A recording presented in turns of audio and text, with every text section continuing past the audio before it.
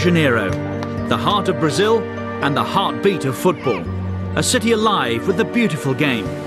Generations inspired by their idols, and few are more inspirational than the Flamengo legend, Arthur Antunes Coimbra. ZICO.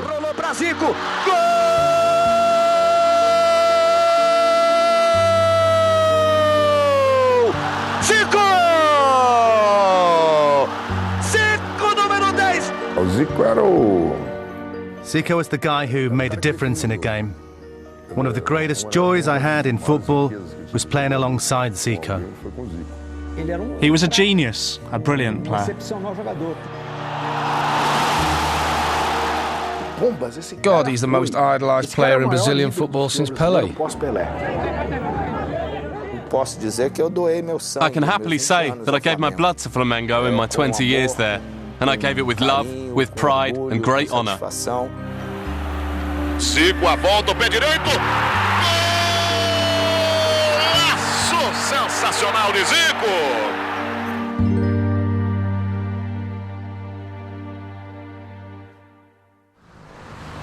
Born in Rio de Janeiro on the 3rd of March 1953, Arthur Antunes Coimbra was the youngest of 5 brothers. He grew up here in the working-class neighbourhood of Quintinho, Bocaiúva, and it was on these streets where it all began. I couldn't play with the kids who were my age. No one let me as I was too good. I was small and I was slightly weak, but in terms of football, I was just too strong. The young Arthur also gained his first nickname. Known first as Arthurzinho and then Arthurzico, his cousin Erlinda suggested abbreviating the name to ZICO. It stuck. That one there's my aunt, there's a cousin, another cousin, and that's me being held there. And she was the one who gave me the name ZICO, my cousin Erlinda. She was a huge Flamengo fan. And she called me ZICO and asked my father to call me that too. It was behind this door that ZICO took his first steps towards stardom, playing for Juventude. Family friend Levi Gomez remembers how ZICO and his brothers regularly joined forces on the futsal court.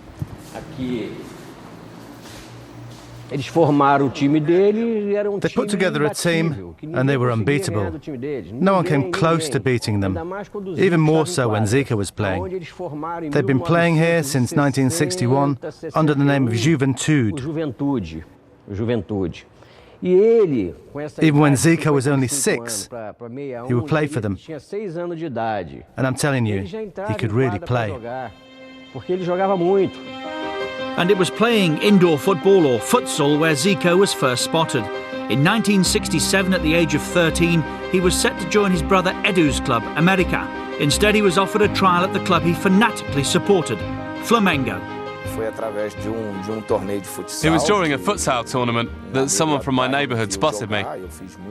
I scored a few goals and this guy obviously liked what he saw. And so he asked to come back to my house in order to ask my father's permission for me to go and have a trial at Flamengo. Despite a successful trial, the club knew that ZICO wasn't strong enough and made him follow a strict fitness regime to gain weight. It would take determination and dedication to ensure that he broke into the first team. I'd arrive home exhausted. Basically a 6-month period where I barely went out. I couldn't even go out with girls and was effectively unable to do anything. Also, I could dedicate myself to the path in life I'd chosen, becoming a footballer. He was extremely serious in everything he did, from the physical side to the technical side of his game. He pushed himself to the absolute limits, but that made life easier for everyone else. If you saw ZICO going flat out, then you'd know you had to do the same. His slight frame and endless running earned the young ZICO another nickname too, the Rooster from Quintinho. I was really skinny and I'd run about all over the pitch, and because I had big hair back then, it would stick up when I ran. And so everyone said I looked like a rooster. ZICO was surrounded by Brazilian legends at Flamengo, but they knew the Rooster was a legend in the making himself. Under Mario Zagallo in 1972, he started to make his mark. ZICO was already starting to show what he could do with the ball. And in the following year, he cemented his place in the first team. and he never looked back. Zico was a genius. It was only a matter of time before his ability caught the eye of national team selectors. He was already playing for Brazil in '76 and then played the World Cup in '78. But he had some problems in that tournament and ended up getting injured. He never had the best of luck in World Cups. That World Cup started really badly, as in the first game we got a corner in the last minute. Nelinho took it and I scored. But the referee blew the final whistle when the ball was on its way into the net. And then the last memory is after we'd beaten Poland. There was that unforgettable game between Argentina and Peru. The saw us knocked out. No one really understands that 6-0 even today. Not the scoreline, just the way it happened. So that World Cup brings back some really painful memories. Muito ruim para mim em termos daquela Copa do Mundo.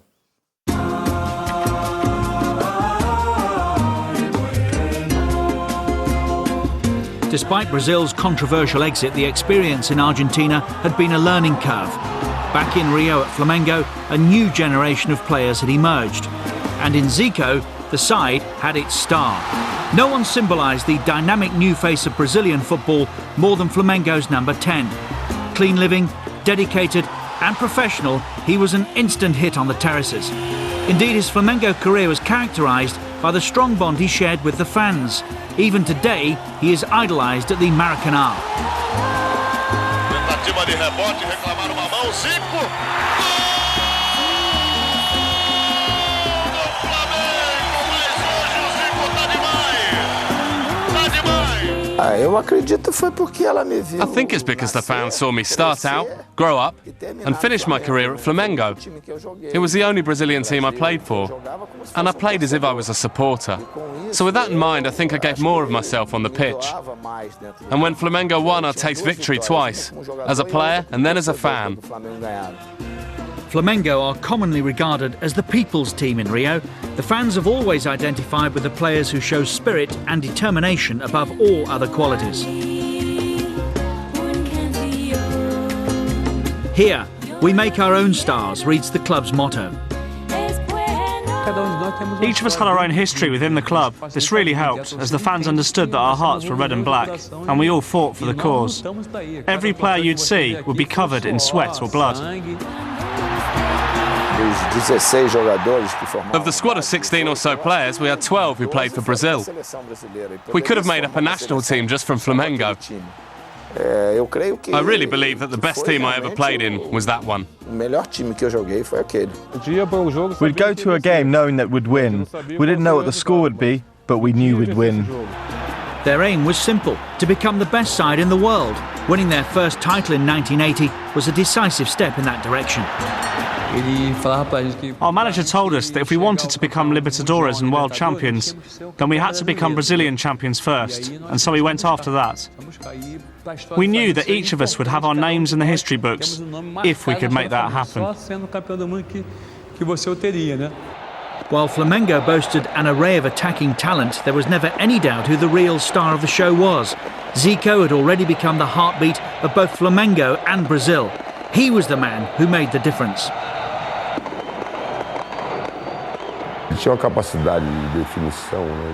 He was a great finisher. He knew exactly where the goal was and was superb at creating chances. I'd never seen anyone like that.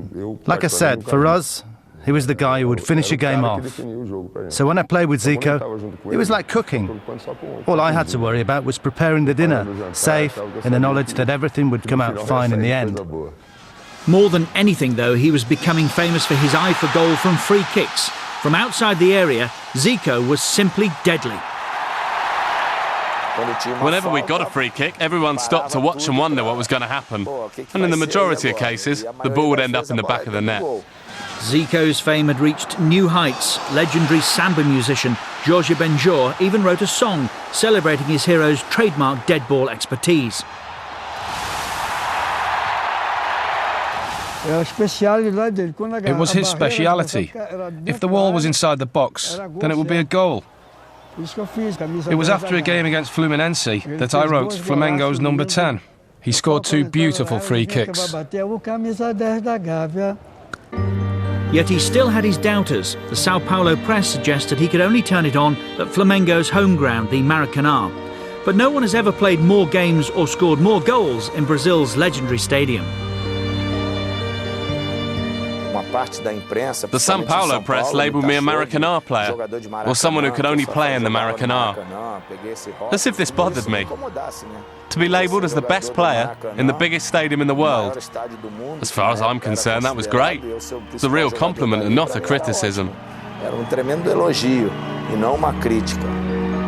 What truly changed the national perception of Zico's ability was the World Club Cup in 1981. Flamengo travelled to Tokyo to face the European champions Liverpool. Inspired by Captain Zico, they secured their place in Brazil's football history. A 3-0 win had their illustrious opponents baffled. The Liverpool manager even said, "What kind of football is that no one knows about?" He was surprised. He had no idea what had just happened. He couldn't understand the way Flamengo played, as if we were dancing like a samba.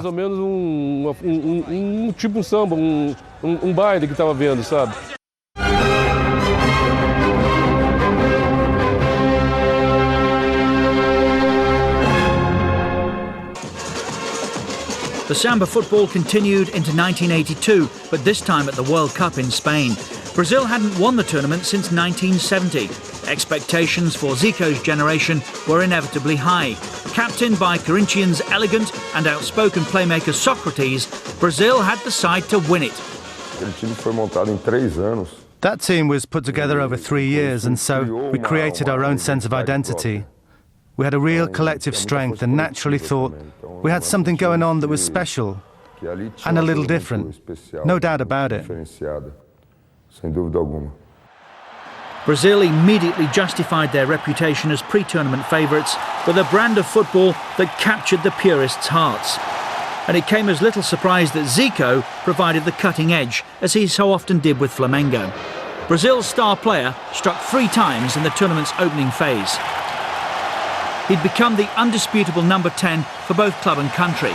But next up were Brazil's eternal rivals, Argentina.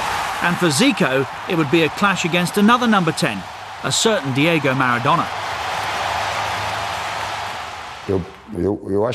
I think Maradona was perhaps more skillful than Zico, but Zico was more effective. I'd rather have Zico in my team than Maradona. Brazil proved too powerful for the Argentinians. Maradona's tournament ended in dismissal and disgrace, while Zico struck first to give the Brazilians a lead.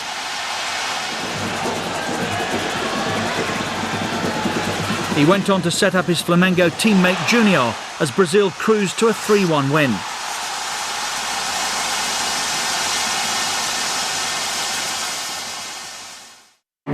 Italy were next. A draw would see Brazil safely through to the semi-finals. Surely little more than a formality, but Italy and their striker Paolo Rossi were about to change Brazilian football forever. Cruzamento perigoso. Gol de Paolo Rossi para a Itália. Zico com o Gentili, grande lance de Zico. Para Sócrates, invadiu, pintou, atenção, bateu.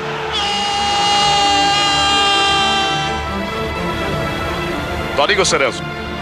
Naidão Paulo Rossi fugiu, bateu. Gol da Itália.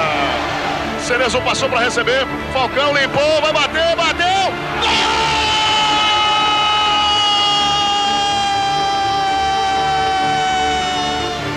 Bateu bem aberto. E o gol de Paulo Rossi. Gol de Paulo Rossi. Do you want to know what went wrong? The fact is that on the 5th of July 1982, in the Sarria Stadium, Italy played better than Brazil. That's what went wrong. And the Brazilian team couldn't understand how the Italians were playing better. I played in 3 World Cups, and that was the only game I ever lost. And I never got to play in a single World Cup final. 78, I didn't lose a game, same in 86. So that defeat in 82 was the only time I've lost a World Cup match.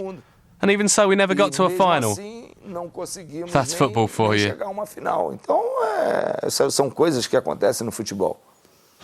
For Zico, it wasn't to be. He'd have to go through his entire career dubbed as a World Cup nearly man, his ability questioned as a result of never having captured football's biggest prize. So Zico never won a World Cup? Well, that's the World Cup's bad luck. Did Michel Platini or Johan Cruyff ever win a World Cup? And are they any worse players because of that fact?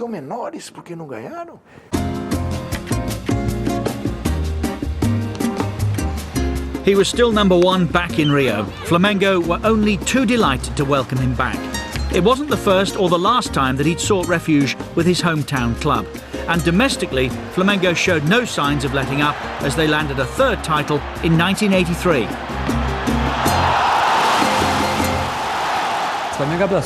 The club welcomed him with open arms, and he knew Flamengo was there for him. We saw Flamengo as being like his national team anyway, with the energy he gave us. So he was fine with his life. Everything he did with Flamengo cancels out that disappointment with Brazil. It was just one day. Still, the doubts persisted, however. How could someone who'd won so much at domestic level still be considered a World Cup failure? He enjoyed a lot more success over the years with Flamengo than with Brazil, and with all the talent he had, he should have won the World Cup he deserved. Yet as Zico celebrated that 1983 triumph with his beloved fans, trouble was brewing behind the scenes. A rift had developed between the player and the club. Against Zico's wishes, Flamengo decided to cash in and sell their star asset. The player was adamant that he never had any intention of leaving, but his hand was forced. The unthinkable had occurred. Zico would leave Flamengo, and the time had come to try his luck in Europe. I think before all this happened, I would have liked to have stayed at Flamengo. And I did everything possible for that to happen. Little-known Italian club Udinese had won the race to sign the world's best player. An Italian journalist likened the signing to installing the engine of a Ferrari in a Volkswagen. But why had he chosen to move to such a small club? Because it was Udinese who came to Flamengo and bought me. The others didn't. So there's only an issue of choosing a side when you've got offers on the table. He went to play for Udinese. And I'll tell you this, a side so small the population of Udine could fit inside the Maracanã. Udinese's new hero wasted little time in settling in. In 1984, he was the second top scorer in Serie A with 19 goals. But his Italian adventure soon began to go wrong. I managed to live up to what was expected of me. The only thing was I had one problem. Udinese had a young team and we played really well in my first year there. But I got injured towards the end of the season and we just missed out on the UEFA Cup spot. In the second year, the club president fell out with the manager and so everything came off the rails.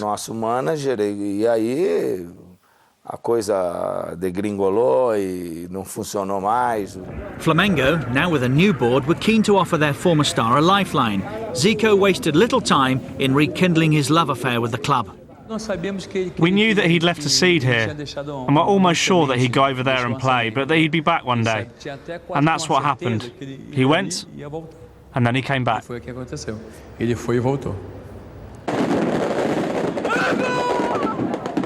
Again, there were critics suggesting he lacked the mental fortitude to succeed in Europe. In reality, Zico wanted to do what he loved most, score goals for his hometown club in his beloved Rio. I wish every Brazilian player took the same stance as Zico. I want to see them all playing here and not in Europe. He was the king of Rio, hero at the club with the biggest fan base in the country. Why would he want to leave Brazil? A return to Brazil also meant a return to the national team. Now in his early 30s, Zico's star showed no sign of fading, despite now being plagued by injury problems. A stunning hat-trick against Yugoslavia in 1986 proved he was ready for one last crack at World Cup glory in Mexico. Brazil had the same players as in '82, but they weren't the same force. Their ageing stars were no longer expected to set the world alight. In '86, things were different. Firstly, we didn't have the same preparation. Secondly, the supposedly great players in the team were all a bit past it. Me, Falcao, Zico, we were all getting on and injury-prone. Our age was beginning to tell. Brazil began brightly and ensured themselves of a quarter-final tie against the European champions France. But Zico was struggling to overcome a knee injury and found himself in an unfamiliar position on the bench.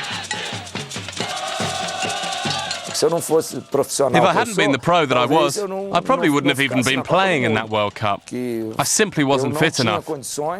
And I asked for them not to include me in the squad. But I was told by the Brazilian FA to sacrifice myself and battle against a knee injury that I had at the time.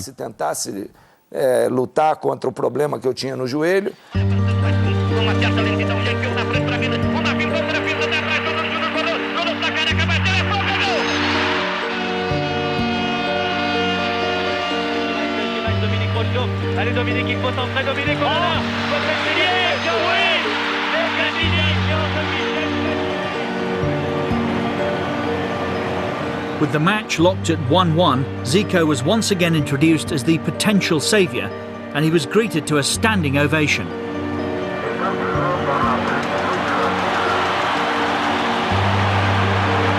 His impact was immediate. He set up Branco. The decision was a penalty, but who would take it? You know, some people say that I should have taken it, but I wasn't going to take it. I'd only taken the one in our previous game because Zico wasn't playing. Sometimes in a player's career, there's a defining moment for which he is forever remembered. This was Zico's, a chance to make amends for that defeat in 1982. It was a chance spurned, and one that still hasn't been forgotten.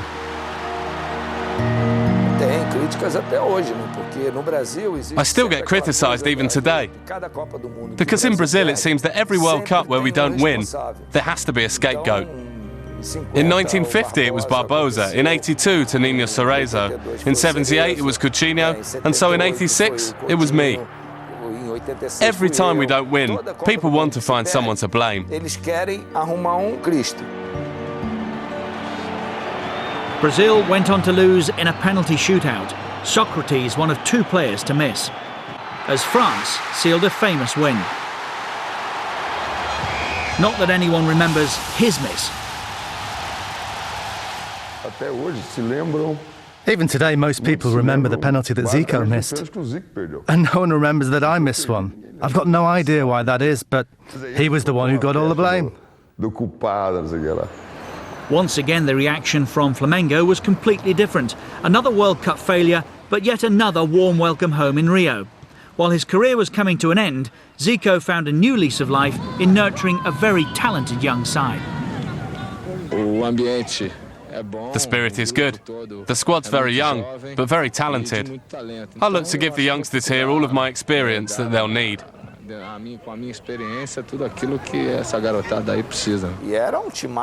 It was a great team.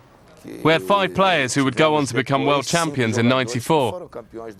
We had Jorginho, Aldair, Zinho, Bebeto and Leonardo. We had some great players, with a true legend, Zico, at the forefront. He had a very important role in the side, and it was important for the rest of us to give something back to the Rooster in his last years.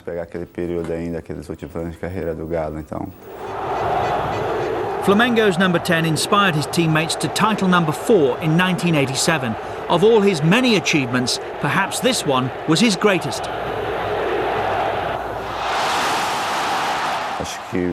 I think for all of us who were starting out in our careers, myself, Ailton, Zinho and Zé Carlos, it was a great experience to have played alongside Zico.